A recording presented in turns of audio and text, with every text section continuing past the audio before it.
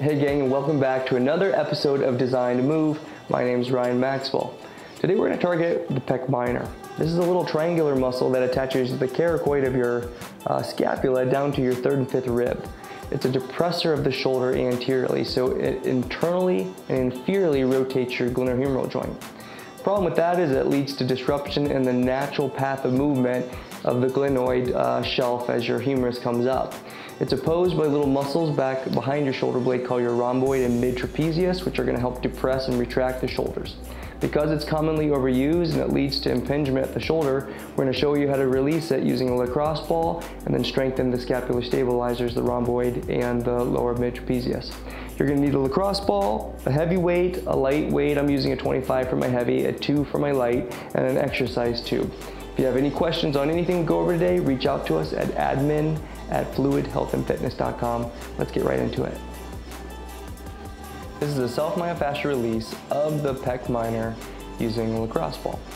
Okay, so first we're going to identify the muscle. Remember, it attaches at the coracoid process. So right where that little bicipital groove would come up, if you trace your bicep up into the little groove of your shoulder, if you go right inside the deltoid, you're going to feel this little diagonal bundle of muscle. It lays underneath your bigger pec major muscle. From there, you're going to brace the ball there and then pin it between the wall and your chest, leading into it, and then you're going to press solidly until you find the trigger point. It helps to cross fiber it to find it, and then begin the stretch. The pec minor attaches the coracoid process of the scapula to the third and fifth ribs. It's a small triangular muscle situated on the upper part of the chest. It runs down at a diagonal towards the breastbone away from the arm. If you need the muscle from the arm towards the sternum, you'll most likely be able to identify it. Brace the ball into the first tender spot for 20 to 30 seconds, then begin breathing in deeply while rotating the shoulder superiorly and posteriorly. This will floss the muscle between the ribs and the ball, encouraging an active release. Releasing the tension in the pec minor will aid in establishing the right shoulder mechanics and reduce instability of the glenohumeral joint.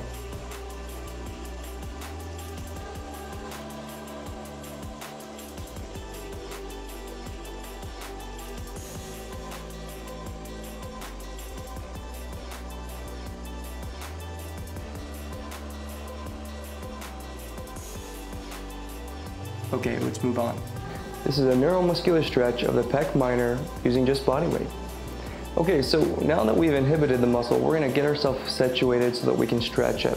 Remember, the pectoral draws the shoulder forward and then internally. So what we want to do is do the opposite of that first. You're going to retract your shoulder back, or shoulder blade back, engaging those rhomboid muscles, and then draw your arm behind you or to the side of the body as far as you can. From there, you would initiate the stretch by stepping forward on the same side of the body. This is the left side we're starting with.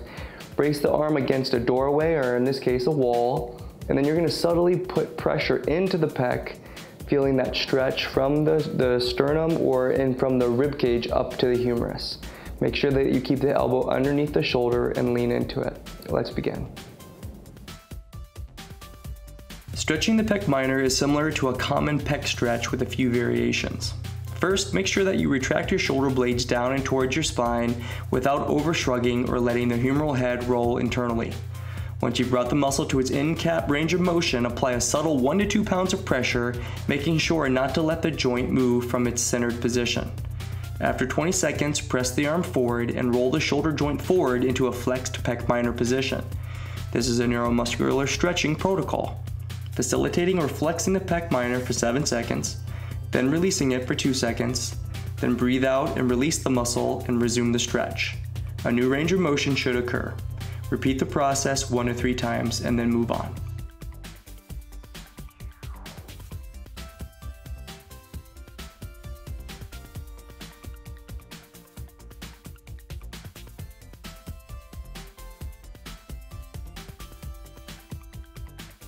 Okay, let's get moving. This is a single arm Bandit Serratus press targeting your anterior serratus using an exercise tube. Okay, so now we're gonna get in and start working the muscles that depress the shoulder blade down, and in this case, it's gonna be the anterior serratus. It's a muscle that flanks around the rib cage and attaches to your scapula and allows it to protract, but also it helps to depress it on the posterior side of the body. So you're gonna use a band. What I like to do to make sure that the grip is comfortable is grab the handle so that the tube is down, wrap it around, and then around the tube handle at the top. That way I don't get pinching at the hand, making it uncomfortable to want to complete the movement. So from there, grab about 18 inches of tension behind the back in the band, brace it there, and keep the opposite arm, the right arm, retracted. I'm splitting my stance so it's contralateral, my right leg is leading ahead. I'm tucking my chin, and then from a retracted position, I'm going to go into a press and then give it a little extra push to get that serratus action, internally rotating the arm without shrugging, and then drawing my arm back into a retraction position. The money is made from the internal and press to the external and retract. Let's begin. This exercise targets the anterior serratus muscle. Make sure to breathe in on the contraction phase of the movement. The serratus is a fan-shaped muscle that attaches the scapula to the rib cage. It protracts the shoulder, but most importantly, it also depresses and holds the shoulder blade down against the ribs on the posterior side of the body. The little extra press that draws the shoulder blade off the ribs is what's going to really engage this muscle. Make sure to externally rotate the arm and retract the shoulder blade as you return to your base position. Stabilizing the shoulder blade through the recruitment of the serratus will aid in protecting the shoulder in pushing and pulling movements.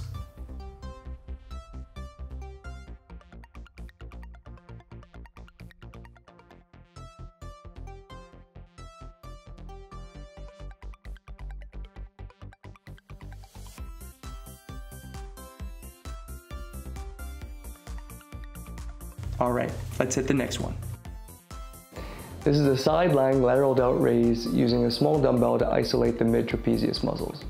Okay, I'm using a 2-pound dumbbell. You may actually just want to use body weight to start with, but don't exceed 3 to 5 pounds. You're gonna lay on the side of the body. We're gonna still keep with the left side, so I'm laying on my right side. To get into position, I'm hollow bodying my position by tucking my tailbone under. I'm bracing my head so that I have a neutral line from the tip of my toe or the tip of my nose to my sternum, tucking my chin. With the weight in the hand with the palm facing towards the hip, you're going to retract the shoulder back, lift the dumbbell off the hip about 1 to 2 inches until you feel your shoulder blade engage. From there, you're going to lift the arm forward, subtly rotating it internally until you start feeling the inferior ridge of your shoulder blade start to lift off. From there, you're going to draw the weight back and retract the shoulder, making note to keep the shoulder depressed the whole time. Let's get into it. In a sideline position, support the head so it remains in a neutral position. Tuck the knees to maintain a hollow body. Keep the abdominals engaged. With a small weight in hand and your arm adjacent to the hip, elevate the arm just over the height of the hip. Lift the arm towards the head, trying to keep it parallel to the floor the whole time. Only lift the arm higher if you're able to engage the lower mid-trap muscles without recruiting the upper trap muscles around the neck and shoulder. Lift the arm to a 2 count up and a 2 count back. Breathe in as you lift the weights upwards. If the weight is too great that you can't lift it without shrugging, then just use your body weight or reduce the weight altogether. Often, the lower and mid trapezius muscles are inhibited by overactive pec minor muscles.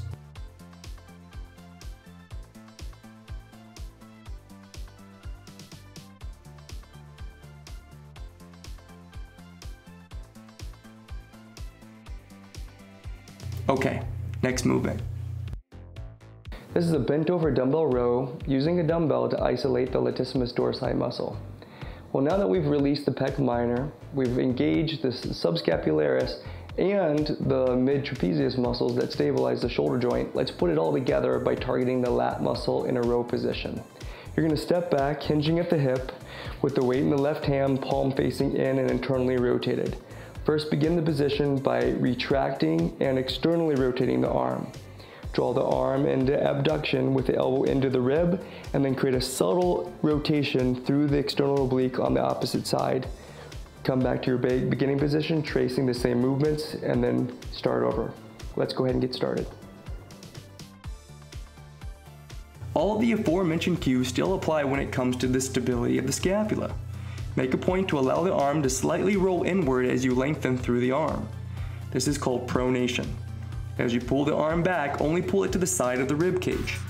Often individuals will bend the elbow excessively, bringing the palm closer to the chest rather than the hip. This will show up as a shrugging of the shoulder. Reduce the range of motion until you can successfully stabilize the shoulder while completing the row. Integrating the isolated movements along with this functional movement will aid in establishing efficient movement without injury cycles popping up. That brings us to the end of this side of the body.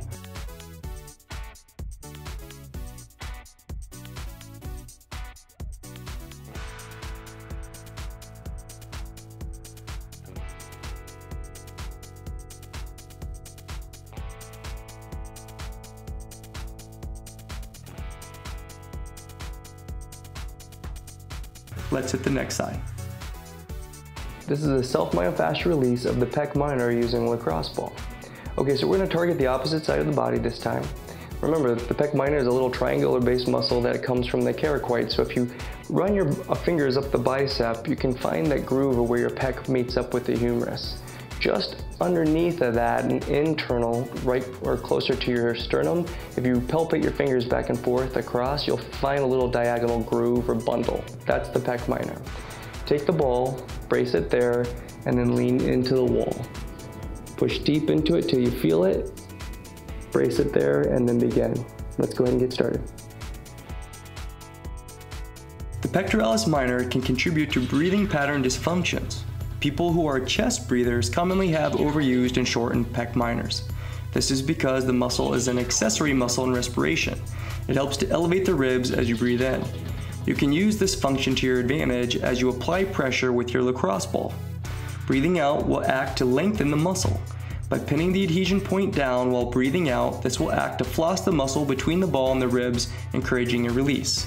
By decreasing the use of the Pec Minor, you'll be able to reduce faulty breathing mechanics, thereby impacting intra-abdominal and intrathoracic pressure.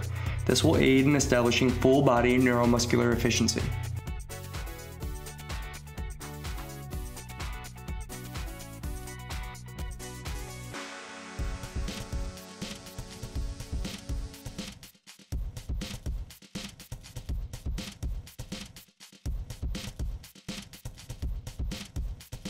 Okay, let's move on. This is a neuromuscular stretch of the Pec Minor using just body weight. Okay, so first split your stance to brace your hips. Get into it by doing a little hollow body, engage your obliques. From there, you're gonna draw your arm back behind the body as far as you can physically bring it back. Make sure to pack your shoulder blade down and back. From there, lean into a door frame or a wall and subtly start to put pressure downward. Make sure that the elbow stays under the shoulder and lean into it gently. There should be no pain felt. Okay, let's get into it. The active breathing is useful in facilitating the release of an overactive muscle. As you breathe out, your body creates a parasympathetic response, thereby reducing the muscle spindle activity in the muscles being stretched. As you apply the neuromuscular stretching protocol, remember, flex the muscle being stretched for 7 seconds, release it for 2, then resume the stretch for 15 to 20 seconds. And as you're looking for the increase in range of motion in the stretch portion, try to breathe out as you lengthen. You'll notice your body will respond with a greater range of motion if you do so. As the Pec Minor contributes to shoulder instability, the releasing and lengthening of these muscles will go a long way to restoring the function of the shoulder joint and reducing neck pain.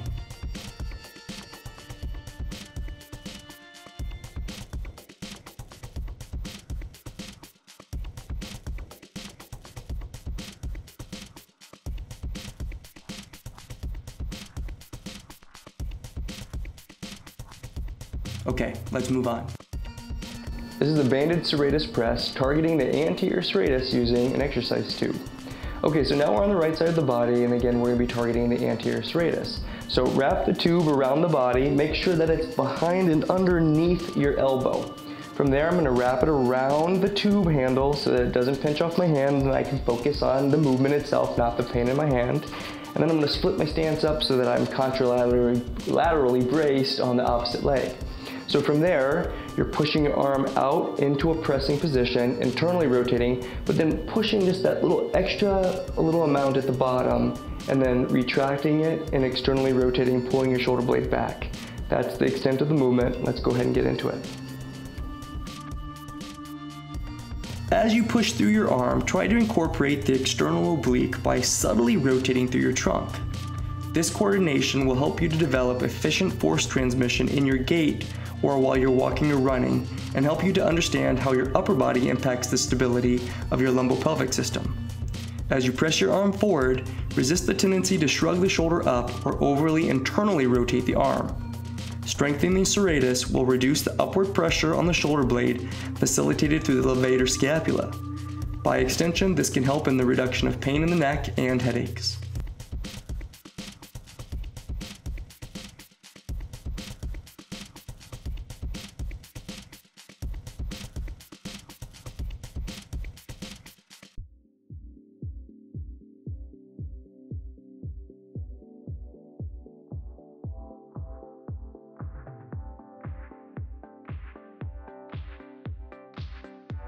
Okay, let's move on. This is a sideline lateral delt raise using a dumbbell targeting the mid-trapezius muscles. Okay, so again, I'm using a 2-pound dumbbell, and this time I'm going to be on my right side. I'm going to be laying on my left side down, tucking my tailbone under to engage my core, and then once again bracing my head and my fingertips, tucking and nodding my chin down. From there, draw your shoulder blade back so that's flat against the rib cage. Draw the arm up about 1 inch to 2 inches, and then subtly bring the arm towards your nose until you feel the inferior ridge of your shoulder blade start to lift off. From there, bring it back into your beginning position, and that sets us up. Let's go ahead and get started. Try your best to feel the lower ridge of your shoulder blade. Once it begins to rotate upwards and off the rib cage, you have found your end cap range of motion. Draw the weight back to the beginning position by retracting and gliding the scapula back towards the spine. The lower trap muscle is a commonly weak muscle in those who have shoulder issues. Understanding how to distinguish between the activation and use of the lower and mid traps as opposed to the upper trap will help to create greater stability and control around the cervical spine and shoulder girdle.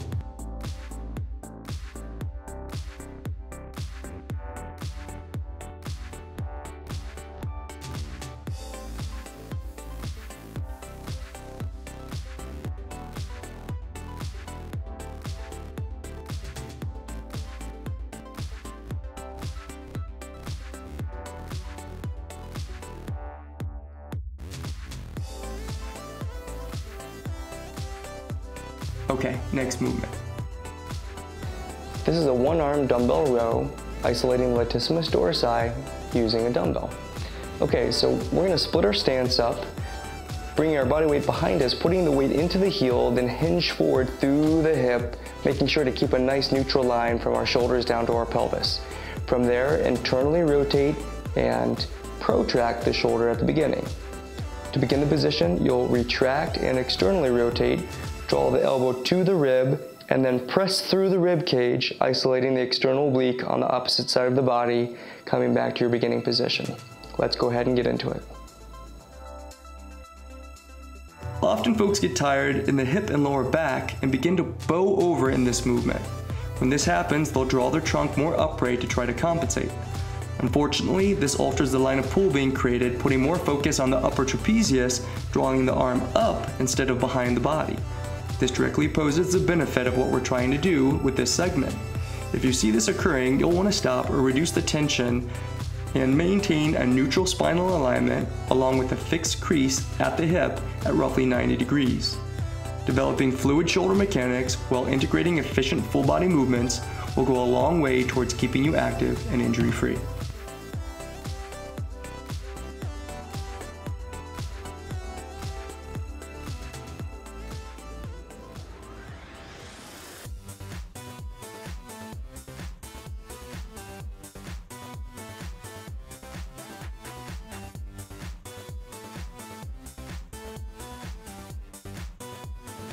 So this brings us to the end of another installment of Design to Move, focusing on the Pec Minor. Remember, the Pec Minor is a depressor of the shoulders. It brings it inferiorly and internally forward. That creates an imbalance in our shoulder mechanics, which can lead to impingement, inflammation, and eventually arthritis and injury, and then actually surgery.